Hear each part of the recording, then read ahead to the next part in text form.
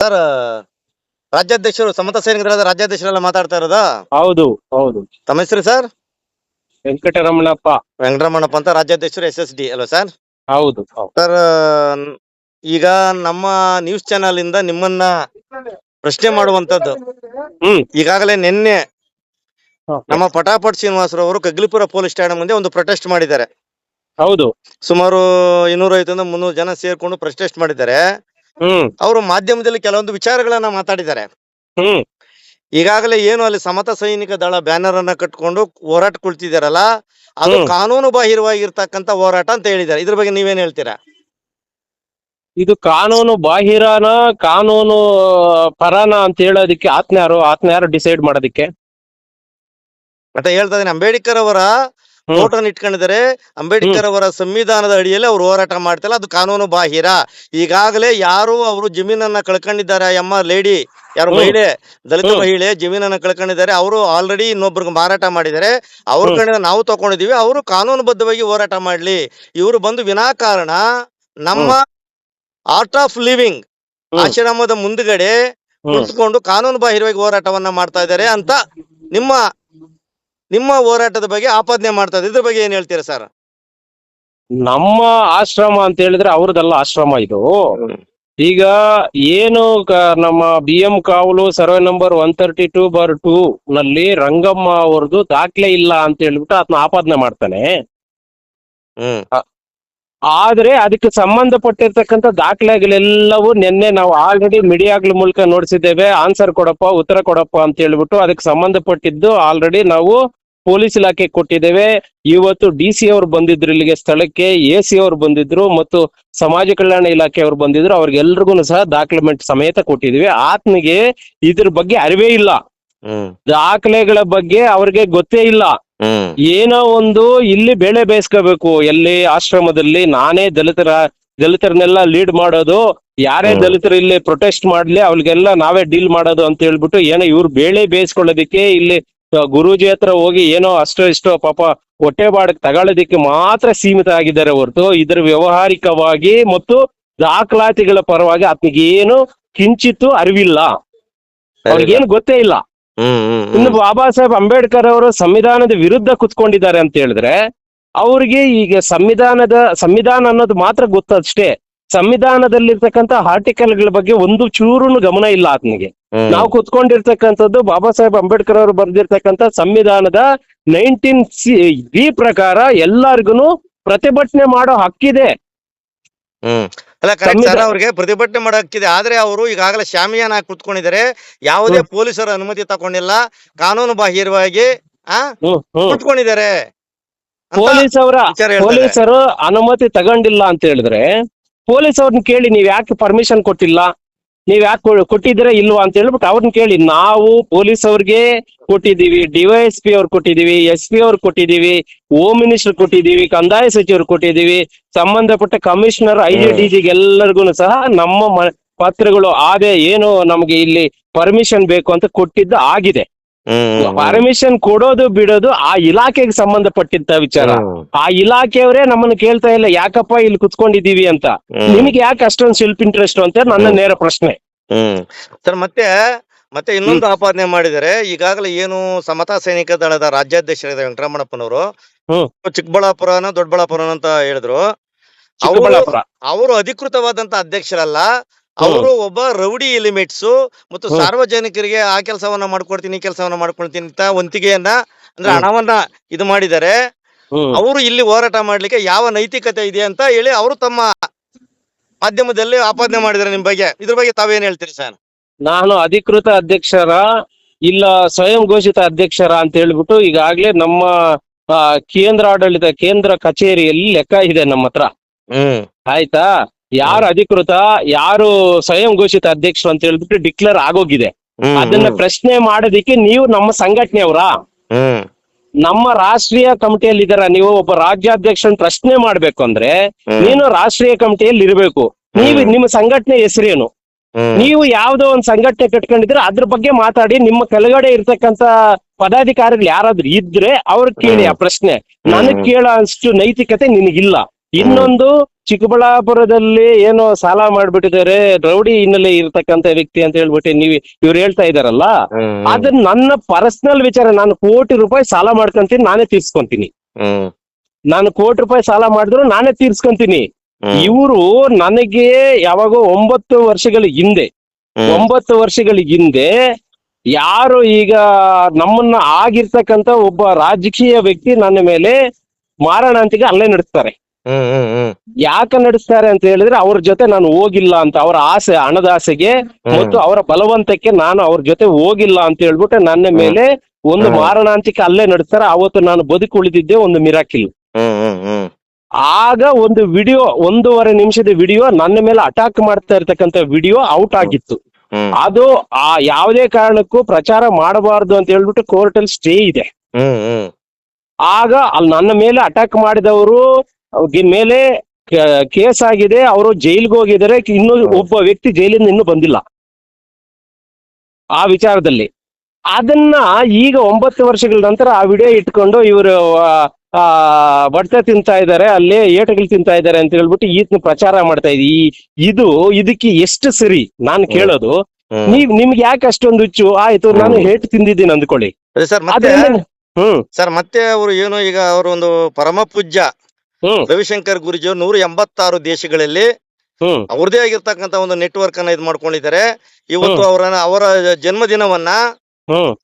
ಅವರ ಜನ್ಮದಿನವನ್ನ ಒಂದ್ ರೀತಿಯಾಗಿ ವಿಶಿಷ್ಟವಾಗಿ ಆಚರಣೆ ಮಾಡ್ತಾರೆ. ನಾಳೆ ಏನೋ ಒಂದು ವಿಶಿಷ್ಟವಾಗಿ ಆಚರಣೆ ಮಾಡ್ತಾರೆ. ಅಂತವ್ರ ಒಂದು ಇದಕ್ಕೆ ಕಳಂಕ ತರಬೇಕಂತ ಹೇಳಿ ಕೆಲವು ಪಟ್ಟಭದ್ರರು, ಅಂದ್ರೆ ಇವರು ಯಾರೋ ಒಂದು ತಮಿಳುನಾಡು ಮೂಲಿನ ಏಜೆಂಟರ ಮುಖಾಂತರ ಈ ಒಂದು ರವಿಶಂಕರ್ ಗುರೂಜಿಗೆ ಕಳಂಕ ತರುವಂತ ಕೆಲಸವನ್ನ ಮಾಡ್ತಾ ಇದಾರೆ ಅಂತಕ್ಕಂಥ ಒಂದು ವಿಚಾರವನ್ನ ಆಪಾದನೆ ಮಾಡಿದ್ರೆ ಇದ್ರ ಬಗ್ಗೆ ನೀವೇನ್ ಹೇಳ್ತೀರಾ? ಯಾರು ತಮಿಳ್ನಾಡವ್ರು ಯಾರಿದಾರೆ ನಮ್ಗೆ ಗೊತ್ತಿಲ್ಲ, ಅವ್ರಿಗೆ ಗೊತ್ತಿರ್ಬೇಕು. ನಾವು ಯಾರು ತಮಿಳ್ನಾಡವ್ರು ಇಲ್ಲಿಲ್ಲ. ನಾವು ನಿಮ್ಮ ರವಿಶಂಕರ್ ಗುರೂಜಿ 180 ದೇಶಗಳಲ್ಲಿ ಇದ್ರೆ ಇಡೀ ವಿಶ್ವದಲ್ಲಿ ಎಲ್ಲಾದ್ರೂ ಹುಟ್ಟುಹಬ್ಬ ಆಚರಣೆ ಮಾಡ್ಕೊಳ್ಳಿ, ಸಂತೋಷ. ಅವರು 100 ವರ್ಷ 200 ವರ್ಷ ಬದುಕೊಳ್ಳಿ. ನಾವು ಅದ್ರ ಬಗ್ಗೆ ಪ್ರಶ್ನೆನೇ ಇಲ್ಲ ನಮ್ದು.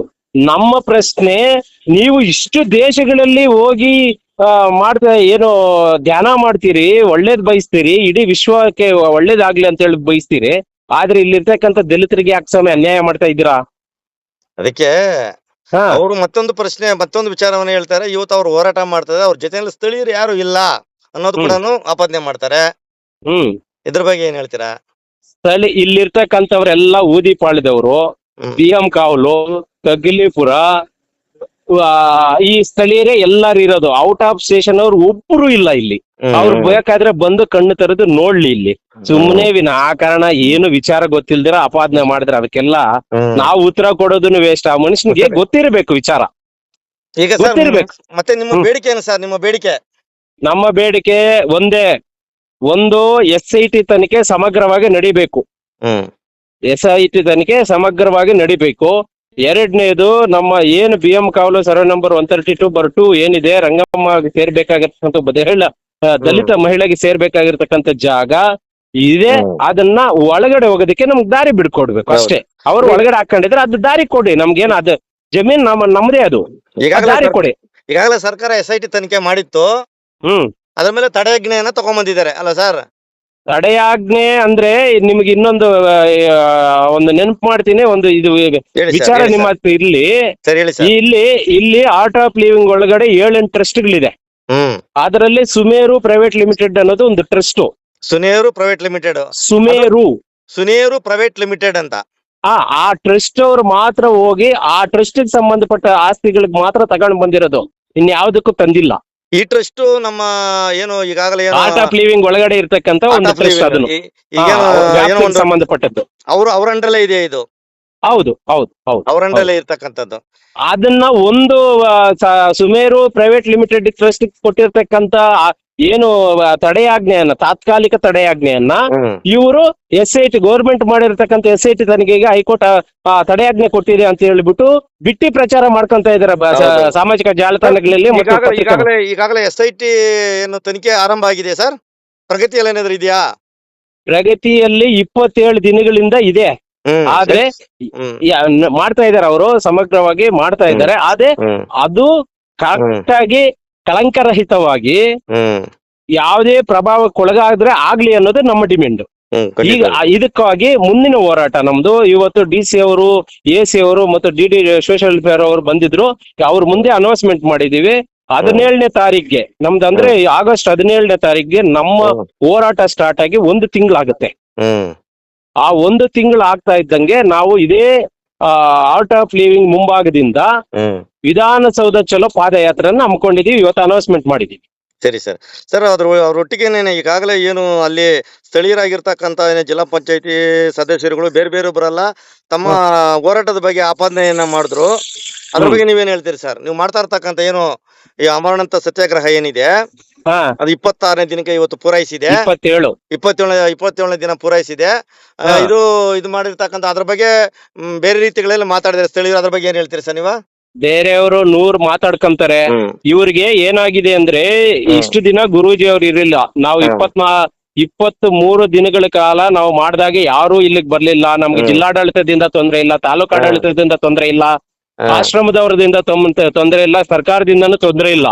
ಆದ್ರೆ ಇವರು ಇಲ್ಲಿ ನಡೀತಾ ಇದೀವಲ್ಲ, ಇದನ್ನ ನಾವು ಬಿಡ್ತೀವಿ ಅಂತ ಹೇಳ್ಬಿಟ್ಟು ಏನೋ ಒಪ್ಪಂದಗಳು ಮಾಡ್ಕೊಂಡಿದ್ದಾರೆ. ಇವ್ರು ಹೋಗಿ ಒಳಗಡೆ ಇವ್ರು ಒಪ್ಪಂದಗಳು ಮಾಡ್ಕೊಂಡು ನಮ್ಮ ಹತ್ರ ಬಂದು ನಮಗೆ ಬಹಳಷ್ಟು ಒತ್ತಡ ಏರಿದ್ರು. ನಿಮ್ಗೆ ಕಾಸು ಕೊಡ್ತೀವಿ, ನಿಮ್ಗೆ ಅದು ಕೊಡ್ತೀವಿ, ನಿಮ್ ಸಂಘಟನೆಗೆ ಏನೇನೋ ಮಾಡ್ತೀವಿ, 5 ಲಕ್ಷ ಕೊಡ್ತೀವಿ, ಕೋಟಿ ಕೊಡ್ತೀವಿ ಅಂತ ನಮ್ಗೆ ಹೇಳಿದ್ರು.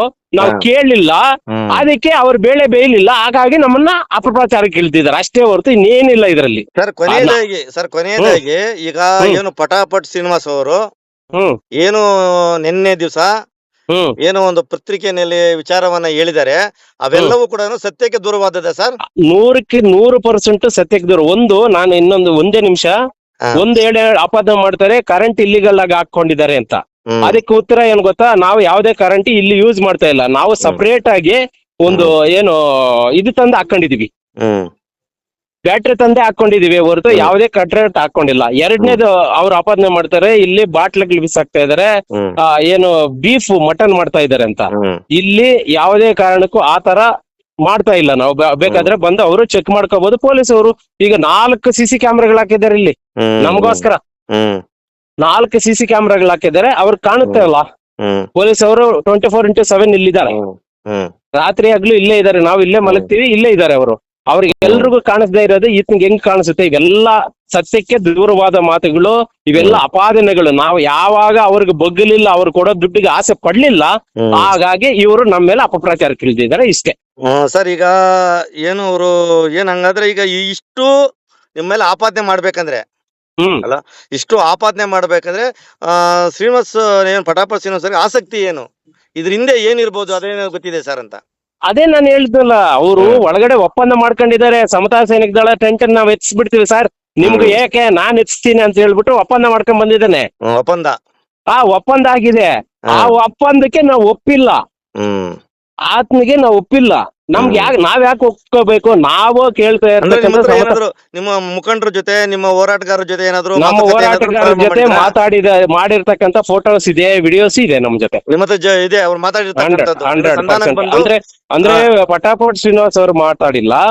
ಅವ್ರ ಜೊತೆಗಾರರು ಕೆಲವರು ಬಂದು, ಯಾರು ಈಗ ನಿನ್ನೆ ಹೋಗಿ ಅಲ್ಲಿ ಸ್ಟೇಷನ್ ಹತ್ರ ಆಪಾದನೆ ಮಾಡ್ತಾ ಇದಾರೆ, ಅವ್ರು ನಮ್ ಜೊತೆ ಮಾತಾಡಿದ್ದಾರೆ.